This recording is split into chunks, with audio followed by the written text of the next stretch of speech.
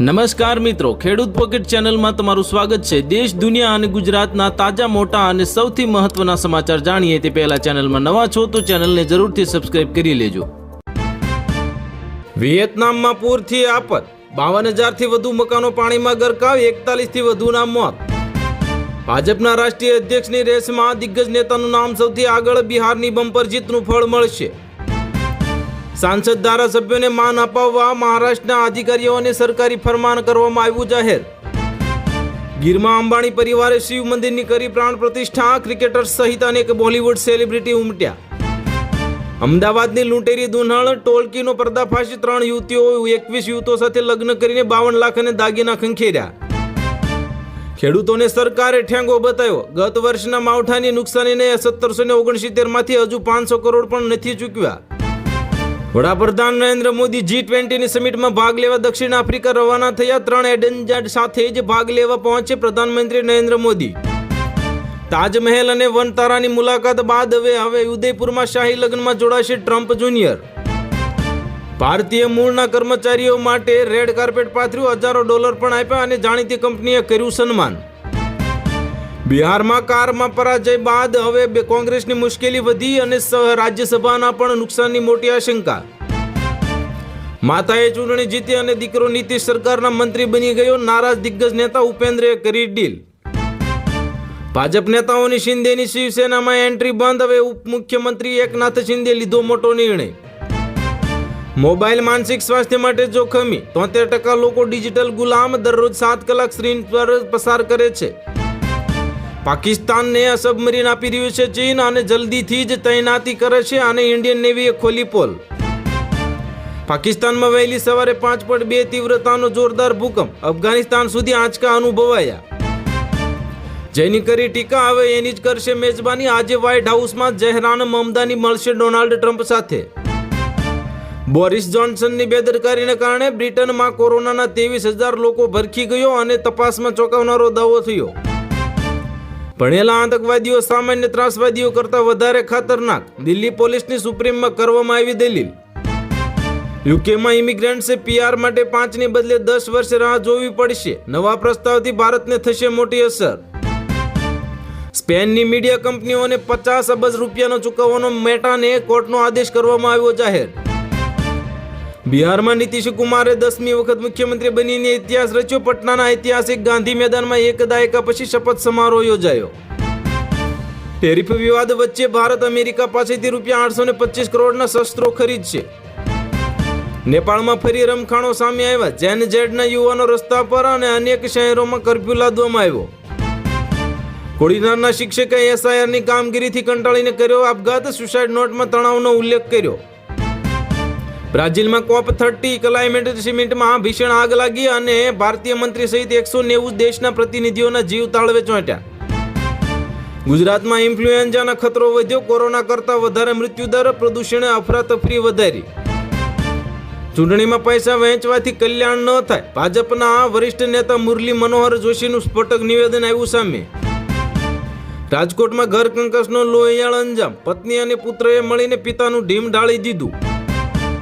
SIRને કારણે બધું ઠપ થઈ ગયું, સરકારી કચેરીઓ ખાલી ખમ છે અને અરજદારોને ભટકવાનો વારો આવ્યો। ગુજરાત પર માવઠાનું મોટું સંકટ, બંગાળની ખાડીમાં વાવાઝોડાનો ખતરો તો અરબી સમુદ્રમાં પણ સિસ્ટમ થઈ ગઈ સક્રિય। ભારત સંઘર્ષ પર પાકિસ્તાની સેનાની તારીફ મોંઘી પડી, પ્રધાનમંત્રી શાહબાજને ચીને જ આપ્યો મોટો ઝટકો। ગોધરાના રહેણાંક મકાનમાં લાગી આગ, એક જ પરિવારના 4 સભ્યો આગમાં ભડથું થયા। પુત્રની સગાઈ માટે કરી રહ્યા હતા વાપી જવાની તૈયારી। અંતિમ ટેસ્ટ અને આવનારી ODI સિરીઝમાં ભારતીય ટીમને મોટો ઝટકો, શુભમન ગિલ ટીમ ઇન્ડિયાને છોડીને મુંબઈ આવ્યો। કર્ણાટકમાં ફરી રાજકીય ડ્રામા, મુખ્યમંત્રી સિદ્ધારામૈયા સામે શિવકુમારે ખોલ્યો મોરચો તો ટેકાદારો સાથે દિલ્હીમાં ધામા અને 2.5 વર્ષની ફોર્મ્યુલાનો અમલ કરવા દબાણ કરવામાં આવ્યું। S-400માં ભારતને master stroke, air defence system 50% સ્વદેશી થશે, રશિયાએ કરી મોટી ઓફર। SIRની કામગીરી માટે રાત્રે શિક્ષકોને બોલાવતા વિવાદ થયો, શૈક્ષણિક સંઘમાં જોરદાર આક્રોશ ફેલાયો। ગીર સોમનાથના કોડીનારમાં BLOના શિક્ષકની આત્મહત્યા, શિક્ષક સંઘે BLO કામગીરીનો કર્યો બહિષ્કાર। 8મા પગાર પંચ માટે બેઝિક પગારમાં રોટી, કપડાં અને મકાન જ નહીં, હવે મોબાઈલ ઇન્ટરનેટનું બિલ પણ જોડવામાં આવશે। પ્રધાનમંત્રી G20 સમિટ માટે દક્ષિણ આફ્રિકા રવાના થયા. 3 મુખ્ય સ્ત્રોતોને સંબોધશે અને G20માં વિશ્વને અપાવશે વસુધૈવ કુટુંબકમનો સંદેશ. ભારતીય રેલવેનો મોટો નિર્ણય. ભારતીય રેલવે જાન્યુઆરી 2026માં ગુજરાત અને રાજસ્થાનના તીર્થ સ્થળોની કરાવશે તીર્થયાત્રા. શંખેશ્વર અમદાવાદ હાઈવે પર દસાડા ખાતે એસટી બસોનો વધુ પડતા હોલ્ડથી મુસાફરોમાં રોષ ફેલાયો. પંચમહાલના ચૂંટણી કામગીરીના માનસિક દબાણથી શિક્ષકો રોષે ભરાયા અને મૃતક શરીરના પરિવારને 1 કરોડની સહાય આપવાની કરી માંગ. આતંકી મહેમદ સૈયદના સીસીટીવી આવ્યા સામે. લાલ દરવાજા પાસે બેગમાં રહેલા હથિયાર ગાડીમાં મૂકતો જોવા મળ્યો. ભાવનગરની ઘટનાના સુરતમાં પડઘા પડ્યા. ખેડૂત દંપતી પર હુમલા સામે રોષ અને 30 ગાડીના કાફલા સાથે પાટીદાર સમાજ દેવળિયા જવા થયો રવાના. મહારાષ્ટ્રમાં સાંસદો અને ધારાસભ્યો આવે ત્યારે ઊભા થવું ફરજિયાત. જો સરકારી કર્મચારીઓ આ નિયમોનું પાલન નહીં કરે તો થશે મોટી કાર્યવાહી. આરામ જોઈએ તો IPL છોડી દો. ગંભીરનો સ્પષ્ટ સંદેશ. ગિલની ઈજા પર શરૂ થયો નવો વિવાદ. અમદાવાદમાં પ્રોપર્ટી પડાવી લેતી ગેંગ સામે ચાંદખેડા પોલીસે નોંધાવી ફરિયાદ અને ગેંગની ધમકી આપીને ખંડણી પણ વસૂલી હતી. કર્મચારીઓના પગારમાં 25% વધારો થશે, પરંતુ રાજકોષીય ખાતે 5% સુધી પહોંચવાની અપેક્ષા. ભાડભૂત બેરેજ પ્રોજેક્ટમાં 77 ખેડૂત ખેતરદારોને ₹34.67 કરોડનું વળતર ચૂકવાયું. વીઘા દીઠ ₹32 લાખ સુધીનો ભાવ. ઠંડી વચ્ચે વાવાઝોડાનું જોખમ. હવામાન નિષ્ણાત અંબાલાલ પટેલની મોટી આગાહી. આજથી રાજ્યમાં વાદળછાયું વાતાવરણ રહેશે. ભારત પાકિસ્તાન બાંગ્લાદેશ ભૂકંપનો જોરદાર આંચકા અનુભવાયા. બંગાળથી બલુચિસ્તાન સુધી ધરતી ધ્રુજી. આધાર કાર્ડમાં અત્યાર સુધીનો સૌથી મોટો ફેરફાર કરવામાં આવ્યો. સરનામું અને જન્મ તારીખ ગઈ અને ફક્ત QR કોડ જ રહેશે. બંગાળ ઝારખંડમાં ઈડીનું સર્ચ ઓપરેશન કરવામાં આવ્યું જાહેર. દરોડામાં રોકાણ, ઘરેણાં અને રોકડા કરાયા જપ્ત અને ઘણા મોટા નામો પણ છે સામેલ. બનાસકાંઠાના ડીમામથી કોંગ્રેસની જન આક્રોશ યાત્રાની શરૂઆત કરવામાં આવી. અમિત ચાવડા, ગેનીબેન ઠાકોર સહિતના નેતાઓએ સરકાર સામે ભર્યો હુંકાર.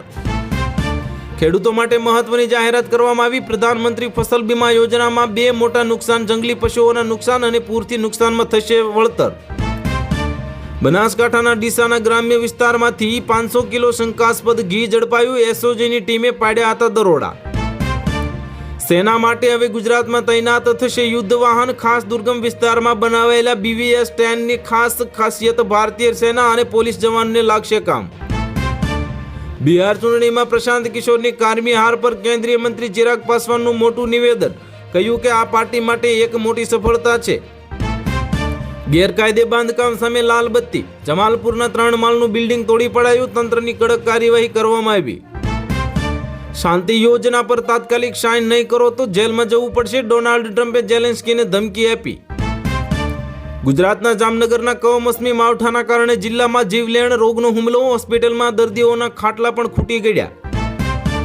ભાવનગર જિલ્લામાં ઉમરાળાના દેવળિયામાં જૂથ અથડામણનો મામલો. ભરવાડ સમાજ દ્વારા 10 ગામના લોકોની બેઠક યોજીને કરવામાં આવ્યો વિરોધ. તો હાલ માટે આટલું જ. મળીશું નવી અપડેટ સાથે. જો વિડીયો પસંદ આવતો હોય તો વિડીયોને કરી દેજો લાઈક અને ચેનલમાં નવા હોય તો ચેનલને કરી દેજો સબસ્ક્રાઈબ.